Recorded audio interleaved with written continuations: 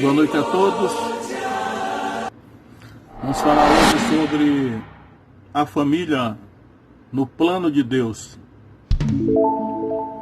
Hoje é dia 28 de agosto de 2020.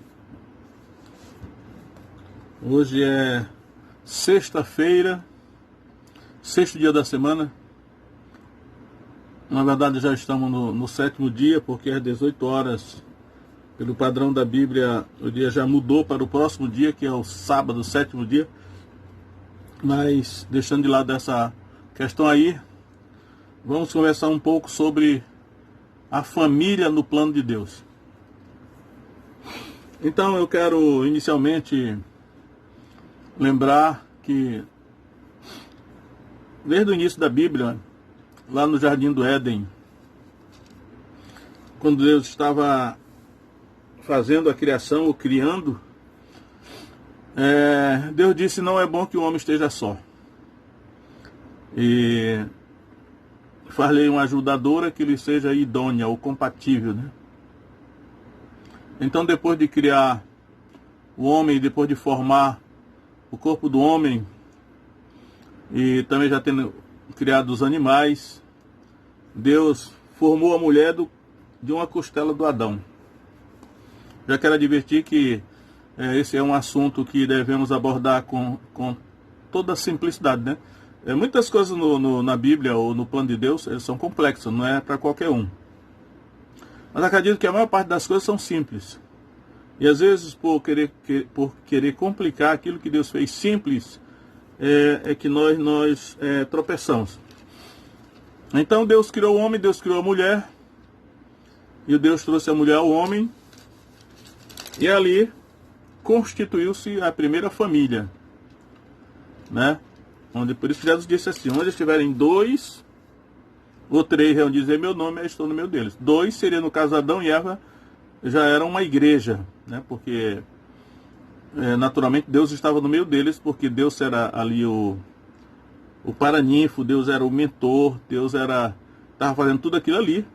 Deus era, por assim dizer, o avalista, né? Daquele casamento, Adão e Eva, o primeiro casal, sem pecado, tudo perfeito. E aí, isso aí é a família, a base da família. Houve o pecado, e aí eles foram expulsos do jardim, naturalmente, né? E já fora do jardim eles tiveram dois filhos, Caim e Abel, mas agora o pecado já estava, já tinha contaminado a criação, e aí culminou que Caim matou Abel, né? Um irmão matou outro. Mas de lá para cá, eu acredito que todo o Antigo Testamento é a história das famílias, né? Muitas famílias, né? Tem as genealogias, como é que as famílias se comportaram, o que aconteceu nas famílias. Então, a família que Deus criou lá no Jardim do Éden, devemos lembrar que Deus criou a família no período da inocência, antes do pecado entrar. E tudo era muito bom, né? Mas só tinha uma coisa que não era boa, que o homem estivesse só. Então isso aí é o Antigo Testamento, né? Toda a história do Antigo Testamento é a história do pecado, e inclusive dos problemas que aconteceram na família. E aí quando nós chegamos no Novo Testamento, aí eu quero dizer que o Novo Testamento, é por isso que é chamado de Novo Testamento, né? Porque é um novo período, né? Uma nova era. Eu sempre digo assim, uma nova era, ou uma nova ordem mundial, uma mudança muito grande na maneira de Deus lidar com os homens, né? Com os seres humanos, inclusive com a família. E aí eu quero colocar a família no contexto do Novo Testamento, porque ainda que no Antigo Testamento houve muita distorção sobre o objetivo original da família, porque no Antigo Testamento houve famílias em que homens tinham várias mulheres, né? Houve homens que não casaram, naturalmente mulheres também que não casaram, homens que foram eunucos, né? Os solteiros. E essa é a história do Antigo Testamento, da família lá. Mas quando chega o Novo Testamento agora, vamos ver como é que a família se comporta, o que Deus pensa sobre a família, o que Deus age sobre a família. Então começa assim, dos heróis do Antigo Testamento, do Novo Testamento, os maiores heróis do Novo Testamento, eles não eram casados, né? No caso, Jesus não era casado, João Batista não era casado, e Paulo não era casado, ainda que alguns acham que era, eu acho que não era, porque ele era do Sinédrio, e dizem alguns que só podia ser membro do Sinédrio se fosse casado. Acredito que no caso de Paulo ele era tão inteligente e era tão excepcional que ele talvez tenha feito uma exceção. O certo é que não há nenhuma evidência que ele tenha sido casado. E então, a figura assim de maior destaque do Novo Testamento que é casada é Pedro. Todavia, eu percebo que Pedro, apesar de ser um personagem muito importante do Novo Testamento, é mencionada a sogra dele, mas ninguém sabe o nome da sogra dele. E a mulher dele é mencionada assim de maneira indireta no capítulo 9 de 1 Coríntios, né? Não temos nós direito de levar uma esposa crente, como fazem os irmãos do Senhor, né? Os outros apóstolos, né? Os irmãos do Senhor e Cefas, no caso Pedro. Então Pedro era casado, é verdade, mas a única coisa que se sabe a respeito dele é que ele era casado e que ele tinha sogra, que naturalmente tinha mulher, mas há um silêncio muito significativo a respeito da família de Pedro. E aí eu tenho observado que alguns pregadores, né, eu tenho ouvido pessoalmente dizer assim: a família é o projeto de Deus. E aí, depois de observar bem isso, observar bem, eu cheguei à conclusão que a família não é mais o projeto de Deus, né? Então, por que eu digo isso? Que a família não é mais o projeto de Deus? Porque a família era o projeto de Deus no início, quando não havia pecado, na inocência, a família era o projeto de Deus, né? Todavia, Satanás já entra em cena lá no paraíso para destruir a família, quebrar a harmonia familiar, né? Todo aquele drama lá do Jardim do Éden, o Satanás, ele consegue minar aquela família. E a gente vai vendo ao longo do Antigo Testamento as tragédias que acontecem nas famílias. E naturalmente Satanás está por trás de tudo isso, né? Me parece que Satanás prevaleceu contra a família, contra essa instituição divina, que a família é uma instituição divina. Mas creio eu que não é mais o projeto, a família não é mais o projeto de Deus. É porque nós temos que ter cuidado, né? A família não é mais o projeto de Deus. Por quê? Vou dizer por quê. Em 1 Coríntios capítulo 7, eu já percebi que 1 Coríntios capítulo 7 é uma espécie de contraponto para o primeiro capítulo de Gênesis. O capítulo 2 de Gênesis, né? Porque lá em Gênesis, Deus diz assim: não é bom que o homem esteja só. Lá já vi até um pastor renomado falar isso. Colocando essa expressão que Deus usou antes do pecado, no contexto do Novo Testamento e até hoje, né? Não é bom que o homem esteja só. Isso Deus disse antes do pecado, no início da criação ali dos seres humanos, né? Mas temos que pensar se é correto, hermeneuticamente falando, transportar essa afirmação de Deus para o contexto do Novo Testamento, ou mesmo para depois do pecado. Porque 1 Coríntios capítulo 7 vai dizer pelo menos umas 3 vezes assim: não é bom que o homem toque em mulher. Observe que isso aí é um contraponto de não é bom que o homem esteja só, né? Não, bom seria que o homem não tocasse em mulher, Paulo diz, né? Aí depois vai dizer: seria bom se os homens fossem como eu. Ou seja, solteiro, ele diz assim: mas todavia cada um tem de Deus o seu próprio dom, né? Um de uma maneira, outro de outra. Ou seja, dando a entender que existe um dom que eu acredito que podemos chamar o dom de celibato, né? De que há pessoas que receberam como dom a desnecessidade de casar. E aí, todo o capítulo de 1 Coríntios, capítulo 7, vai nessa direção, né? Ele vai dizer assim: seria bom que o homem não tocasse em mulher. Mas, todavia, por causa da prostituição, tem a cada mulher o seu próprio marido e cada marido a sua própria mulher. Porque a prostituição é um pecado, né?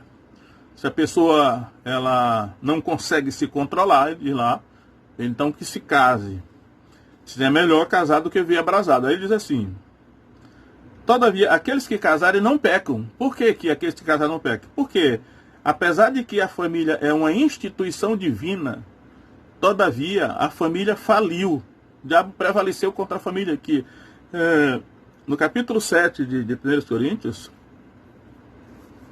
quando Paulo está ali disciplinando o comportamento do homem e da mulher dentro do casamento, ele diz que eles deveriam não se apartar por muito tempo, né, senão por mútuo consentimento, ele diz lá, durante algum tempo, mútuo consentimento, a concordância dos dois, né, se afastar, se abster de sexo, mas só que não deve ser por muito tempo, para que o diabo não vos tente pela vossa incontinência, ou seja, falta de domínio próprio. Então Paulo coloca Satanás novamente no contexto do homem e da mulher no casamento, e mostra que Satanás está rondando o casal, esperando uma oportunidade para entrar da mesma maneira que foi lá no Jardim do Éden.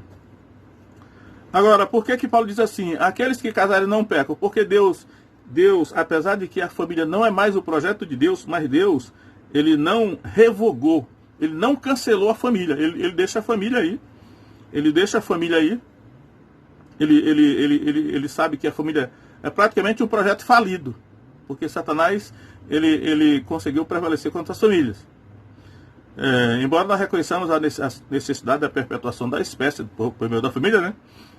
Mas vamos nos ater aos textos bíblicos. Aqueles que casarem não pecam, mas ele diz assim: todavia os tais padecerão tribulação na carne, e eu quisera poupar-vos.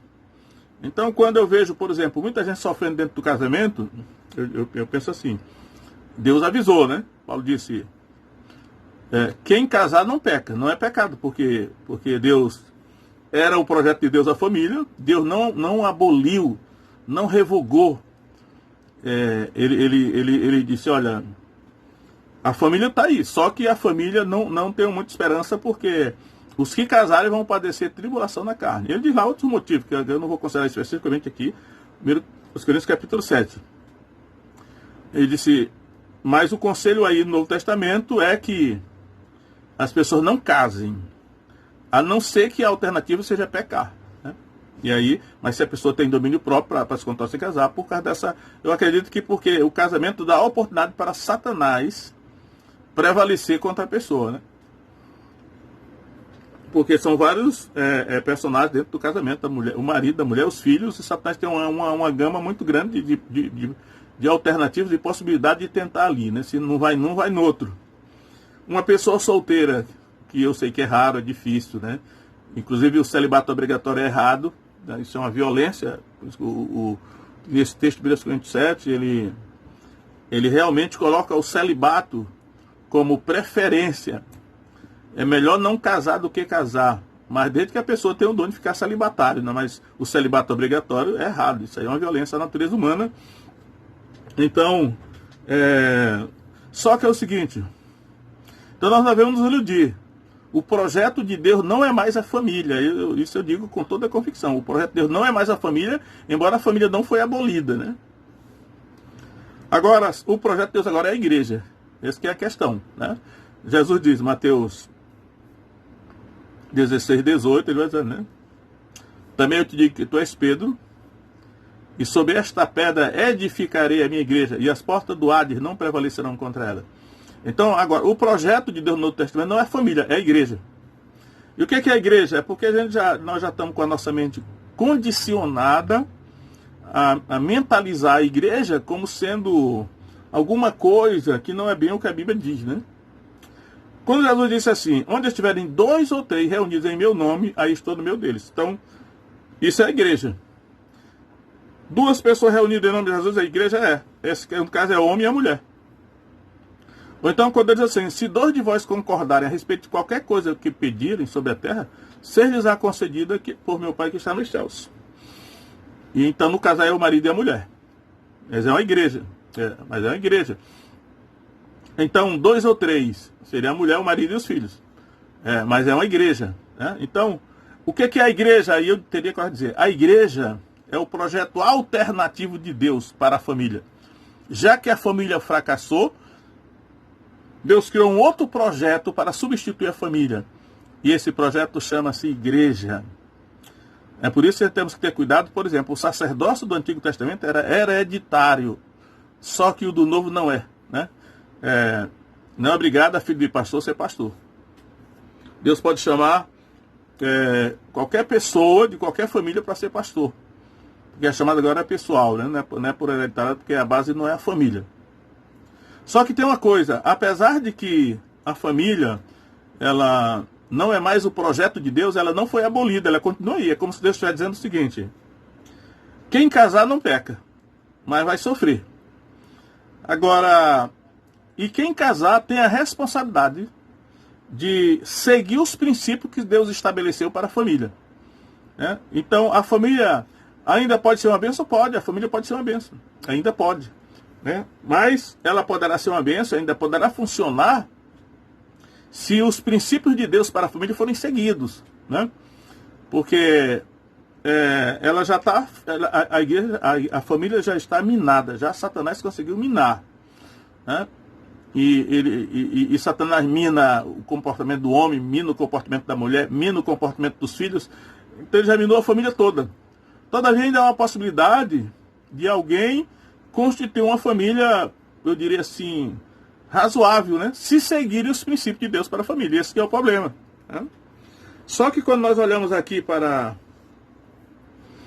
a nossa geração hoje, nós percebemos todo tipo de ataque de Satanás contra a família. Foi por isso que Deus criou a igreja. Ainda que a família falhe, ainda que a família fracasse, ainda que o diabo destrua a família, mas ele não destruirá a igreja, porque a igreja é o plano alternativo de Deus para a família. Por isso Jesus disse: as portas do Hades não prevalecerão contra a minha igreja. Então, aí eu vou dizer aqui, né, para alguém não pensar que eu estou dizendo heresia. Agora, quem quiser construir uma família, né, ainda há a possibilidade dessa família funcionar? Mas tem que seguir os princípios de Deus para a família. Mas quando nós olhamos em nosso derredor, a gente vê que pouca gente segue. Mesmo dentro da igreja, é a família destroçada para todo lado. Por que a família é destroçada? O diabo consegue destroçar a família? Porque alguém na família não está agindo conforme os padrões que Deus estabeleceu para a família. E aí pode ser qualquer um membro da família que o diabo está usando para destruir a família. Né? Então eu quero aqui ler aqui os padrões de Deus para a família, se quer que a família funcione. E não adianta ter orgulho, né? Porque nós estamos numa geração cheia de machismo, feminismo, ideologia disso, ideologia daquilo, está tudo minado, a cultura está minada, né? Para alguém estabelecer uma família nos padrões de Deus, vai enfrentar muita oposição, preconceito, e a pessoa terá que ter fé para acreditar que os padrões que Deus estabeleceu para a família é a única maneira da família funcionar. E é um desafio até para a igreja. Porque alguns podem considerar fanatismo, que é isso que o diabo quer, né? O diabo naturalmente minou, tal. Mas eu vou agora... os princípios para a família tem várias partes do Novo Testamento. Agora, hoje não, né? Mas eu poderia falar, talvez em outra oportunidade, quem sabe até amanhã, eu posso falar sobre o relacionamento do homem e da mulher dentro da família, baseado em Efésios capítulo 5, que ele discorre amplamente sobre este assunto. Então há muita bagagem lá em Efésios capítulo 5. Sobre a responsabilidade do homem e da mulher dentro da família. Agora, como eu já não tenho muito tempo, eu quero ler em Colossenses. Né? Colossenses é uma espécie assim de... muito parecida com Efésios. Então, só que em Colossenses está mais resumida, né? Então eu vou ler aqui em Colossenses os deveres de cada membro da família. Todo mundo dentro da família tem a sua responsabilidade. Se agir como Deus mandou, aí eu vou dizer aqui, se um só fizer a sua parte e o outro não fizer, o diabo terá arma naquele lado ali. Se dois fizerem e um não fizer, o diabo terá aquele que não está fazendo como arma para entrar e destruir a família. Então é preciso que todos nós tenhamos assim muita confiança na Bíblia, né? Creia que a Bíblia realmente é a palavra de Deus e quem criou a família foi Deus e que a única pessoa que sabe como a família pode funcionar é Deus mesmo. Então não adianta botar a tradição no lugar, porque Deus diz, né? Os meus pensamentos não são os vossos pensamentos, nem os meus caminhos os vossos caminhos. Porque assim como os céus são mais altos do que a terra, são os meus caminhos mais altos que os vossos caminhos, e os meus pensamentos mais altos que os vossos pensamentos. Então, a mentalidade de Deus é uma, e está exarada na Escritura. E a mentalidade do homem é outra, né? Que chama-se tradição, né? E é ensinada de mil maneiras hoje, né? Pela psicologia, pelos juristas, as leis estabelecem, né? Porque as leis do país, a Constituição, as leis ordinárias e tudo mais, elas estabelecem o comportamento das famílias, mas isso não pode substituir o padrão de Deus. A única maneira da família funcionar é se for do jeito que Deus estabeleceu. Fora disso, não tem mesmo saída para a família. Então vamos lá, Colossenses, está de maneira bem resumida, né? Por isso que eu vou falar aqui. Colossenses capítulo 3, verso 18, observe. Vós, mulheres, estais sujeitas a vossos próprios maridos, como convém no Senhor. Resumido, né? E aqui é para as mulheres. Nesse caso aqui, esse versículo aqui é para as mulheres, né? Vós, mulheres, estais sujeitas a vossos próprios maridos, como convém no Senhor. Então, se alguma mulher acreditar na palavra de Deus, né? Se alguma mulher acreditar que Paulo, que escreveu essa carta à igreja de Colossos, acreditar que é a autoridade divina que Paulo escreveu sob a inspiração do Espírito Santo, e que isso que ele está dizendo aqui é correto, que a única maneira, no caso aqui, da mulher contribuir para que o diabo não destrua sua família é obedecendo esse mandamento aqui, é uma questão de fé, né? Da pessoa acreditar. É um desafio, né? Vós, mulheres, estáis sujeitas a vossos próprios maridos, como convém no Senhor. Então, a sujeição da mulher ao marido, a subordinação da mulher ao marido, tá? Que é o que está dizendo aqui. Então, aí, que cada mulher veja se realmente crê nisso, né? E se esforce para fazer. É fácil? Não é fácil. É só pela fé, né? A Bíblia diz também que sem fé é impossível agradar a Deus. Então, não há outra maneira da família funcionar se não for dessa maneira aqui. E Deus é justo, né? Deus não adota nem o machismo, nem o feminismo. Deus estabelece as normas. Deus é Deus e Ele é que estabelece as normas. E Ele quer o nosso bem, desde que obedeçamos o que Ele mandou, né? Agora, a parte dos homens, verso 19, Colossenses 3,19. Vós, maridos, amai vossas mulheres, e não vos irriteis contra elas. Vós, maridos, amai vossas mulheres, e não vos irriteis contra elas. Essa é a parte do marido, né? Se todo marido amar a sua mulher, aí eu quero dizer aqui, sobre o conceito de amor na Bíblia, né? Tem observado que há um conceito equivocado sobre amor na Bíblia, né?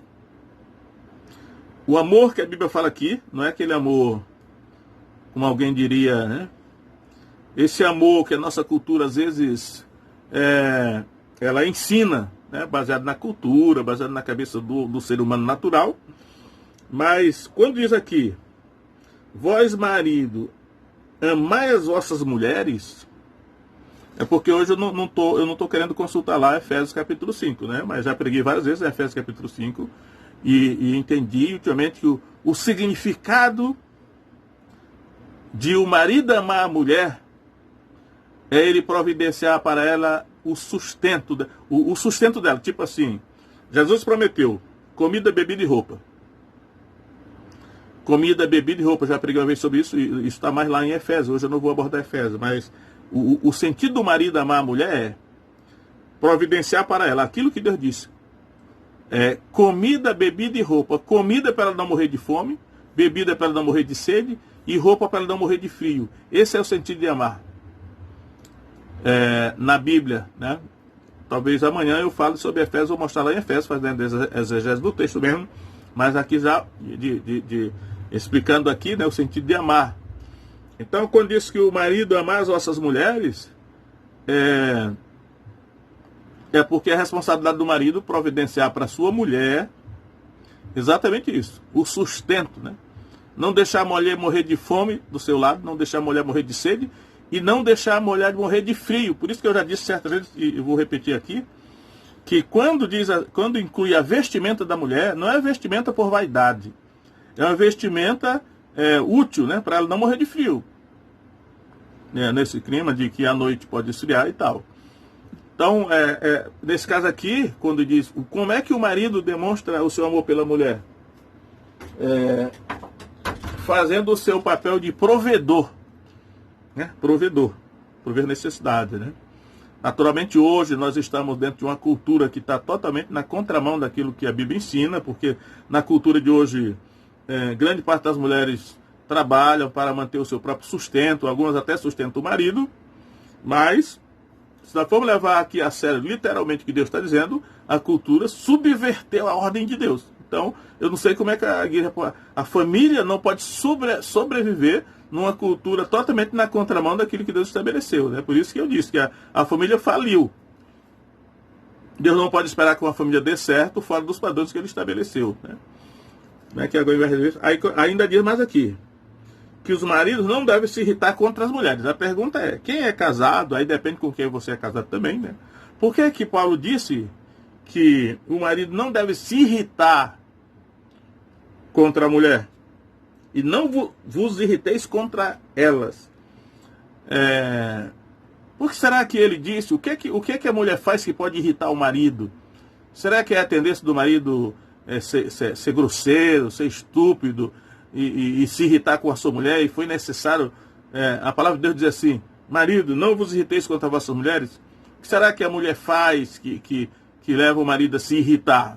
Bom, cada qual responde aí para si. O certo é que ele está dizendo para que a família funcione, é necessário que a mulher se sujeite ao marido, se submeta à liderança dele na família, e que o marido ame a mulher sendo provedor e não se irritando contra ela. Isso aqui é assim, a grosso modo, em Colossenses, dessa maneira resumida que Paulo está falando, é a maneira da família funcionar. Aí ele continua, verso 20, Colossenses 3:20. Vós, filhos, aí ele entende aqui que a família presume que vai ter filhos, né? Ele diz aqui, está no plural. Vós, filhos, obedecei em tudo a vossos pais. Se nós formos refletir bem nessa expressão aqui, obedecer em tudo a vossos pais, faz um sentido absoluto, né? Obedecer em tudo a vossos pais. Porque isto é agradável ao Senhor. O Senhor aqui é Jesus Cristo, né? Então, quando o filho obedece em tudo a seus pais, aqui no caso está falando pai e mãe, quando o filho obedece em tudo a seus pais, isso agrada ao Senhor Jesus Cristo. É o que ele está dizendo aqui. É claro que nós temos que ter sabedoria na interpretação da Bíblia, né? Não para não cair em fanatismo. Claro que se o pai ou a mãe mandar o filho fazer alguma coisa absurda, é de se pensar se realmente esse sentido aqui é em tudo mesmo, né? Lá em Efésios eu lembro que ele vai dizer assim, obedecei a vossos pais no Senhor. E aí quando fala no Senhor, já dá outra conotação, né? São pais que sejam realmente tementes a Deus, né? Que sejam pais realmente seguidores de Jesus, obedientes às leis de Deus, de um pai e de uma mãe desta. Não se pode esperar que dê uma ordem absurda para que um filho não possa obedecer. Mas a parte dos filhos aqui na família é obedecer aos pais. Então, ainda que pegamos assim a grosso modo, né? Ainda que não seja necessário, a essência é a obediência. Obediência aos pais. Então é interessante que ele não diz para as mulheres obedecer ao marido, mas diz sujeitados a vossos maridos, né? E o filho já obedecer em tudo a vossos pais, porque é agradável ao Senhor, Jesus Cristo, né? E sem fé é impossível agradar a Deus, né? Então a parte do filho é obedecer. Aí 21. Vós, pais, não irriteis a vossos filhos, para que não percam o ânimo. E aí Deus é justo, ele coloca a responsabilidade nos pais, né? Olha, vós, pais, não irriteis a vossos filhos, para que não percam o ânimo, ou para que não fiquem desanimados. E realmente, alguns pais acham que são donos dos filhos, né, que são senhores absolutos. que não respeitam os filhos, não respeitam a sua individualidade, né? Não respeitam a sua personalidade. Então, até os pais, tanto o pai como a mãe, devem ter cuidado e prudência da maneira como vão tratar os filhos. Não é para mimar, mas também não é para explorar, para abusar, né? Para oprimir os filhos, porque não irriteis a vossos filhos, né? Quando diz assim, que os maridos não devem se irritar contra a mulher, está cobrando do marido, mas quando os filhos se irritam, aqui está cobrando dos pais, né? Então, Deus está colocando aqui que os pais foi que deram algum motivo para irritar os filhos. Então, o comportamento dos pais pode causar ira, pode causar irritação nos filhos, e eles ficarão desanimados. Será um fator de destruição que Satanás vai usar para destruir a vida dos filhos, quando os pais fazem coisas que irritam os filhos e os deixam desanimados, ou seja, na direção de fracassar na vida, por causa da maneira como os pais os estão tratando. Eu percebo que os extremos são perigosos, né? Ou tem pais que mimam demais os filhos, ou outros que abusam e dominam os filhos como se fossem os donos. Isso aí, Deus está colocando aqui a prudência, né? Que os pais não devem irritar os seus filhos, porque senão vão ficar desanimados. Aí, que mais? Aí vai dizer aqui, vós servos. Esse vós servos aqui, na verdade, é vós escravos, né? Porque aqui contextualizando a instituição da escravidão, né? Quando o Novo Testamento foi escrito, naturalmente, a escravidão era uma coisa praticamente comum. A escravidão era uma realidade, né? E aí, cada família tinha escravos. Por isso que a tradução aqui ele traduz por servo, mas a tradução correta, doulos, é escravo. Então, para os escravos, ele podia até dizer assim, olha, vocês que são escravos, se rebelem contra os seus senhores, né? Porque a escravidão é algo abominável, é algo injusto, cruel. E aí eu digo que a escravidão não deveria ser cruel, né? Depende dos senhores a quem o escravo serve. Se for um senhor bondoso e humano, até o escravo gostaria, né? Agora, se for um senhor cruel e desumano, e aí é que... Eu acho que o que está na nossa mente é a escravidão moderna, que houve a escravidão africana no Brasil, né? Com muita crueldade, tanto no Brasil como nos Estados Unidos.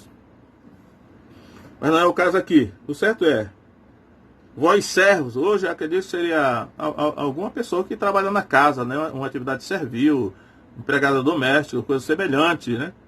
Ele diz assim, vós servos, obedecei em tudo a vossos senhores. Então, a contribuição dos servos que trabalham na casa seria também obedecer, né? Porque diz aqui, obedecer a vossos senhores segundo a carne, porque ele vai dizer aqui que os senhores segundo a carne são seres humanos, que têm ascendência, autoridade sobre o seu empregado, né? Porque existe o Senhor segundo o Espírito, que é o Senhor Jesus Cristo, que ele é o Senhor, ou seja, o dono dos escravos. 1 Coríntios 7 fala isso, né? Que aquele que é livre é escravo de Cristo, aquele que é escravo do Senhor humano, mas ele é liberto de Jesus, Jesus libertou, né? Então, essas são as contribuições que podemos dar para que a família, para que Satanás não destrua a família. Se não seguir esse padrão aí de Deus, não tem para ninguém, porque ou obedecemos a Deus ou desobedecemos, né? De Deus não se zomba, ele não deu sua palavra e orientações para nós esnobarmos e lançar para trás das costas. E depois não sabe por que as famílias estão aí sendo destruídas por todo lado, né? Alguém está falhando em fazer a sua parte da família. Se todos fizerem a sua parte da família e um só não fizer, o diabo terá naquele ali uma arma para destruir o resto da família. Então ele termina dizendo o seguinte, não servindo só na aparência, o escravo aqui, né? Como para agradar aos homens, mas em simplicidade de coração, temendo a Deus. Então, a pessoa que serve debaixo de autoridade, ela serve na consciência de que ela está fazendo aquilo que Deus quer. O comportamento dela é Deus que está olhando, né? E tudo quanto fizerdes, percebo que esse versículo tem sido tirado do contexto, né? É que ele está falando com os escravos ainda. E tudo quanto fizerdes, fazei-o de todo o coração, como ao Senhor, e não aos homens, ou seja, Jesus Cristo, o Senhor que é Jesus Cristo, né? Sabendo que recebereis do Senhor o galardão da herança, porque a Cristo o Senhor servis. Então ele termina aí dizendo que a recompensa pelo nosso comportamento dentro da família, às vezes até é penosa, né? A nossa participação é penosa, mas nós fazemos isso por fé, para agradar a Deus, a Jesus Cristo. E a recompensa nós receberemos dele. Não devemos esperar a recompensa humana, mas que Deus, Jesus, ele que vai dar a recompensa, né? Para nós. Aí diz aqui: mas quem fizer agravo, receberá o agravo que fizer, pois não há acepção de pessoas.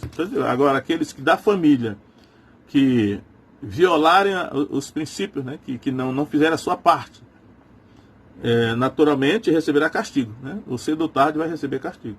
Infelizmente vai também prejudicar muita gente, fazer muita gente sofrer. Então, essa minha participação aí, com respeito a essa discussão a respeito da família no projeto de Deus hoje. A família não é mais o projeto de Deus hoje. O projeto de Deus hoje chama-se a igreja. Porém, Deus não desautorizou a família. Deus ele não revogou a família. Só que ele disse: aqueles que casarem, né, se alguém casar não peca, mas se casarem, tem que seguir esses padrões aqui que estão no Novo Testamento, para que haja a possibilidade dessa família dar certo, né, e glorificar a Deus, uma família que glorifique a Deus. Mas ainda que o diabo destrua a família, mas a igreja ele não pode destruir, né? As portas do Hades não prevalecerão contra ela. Então, que Deus abençoe cada um de nós, em nome de Jesus. Amém.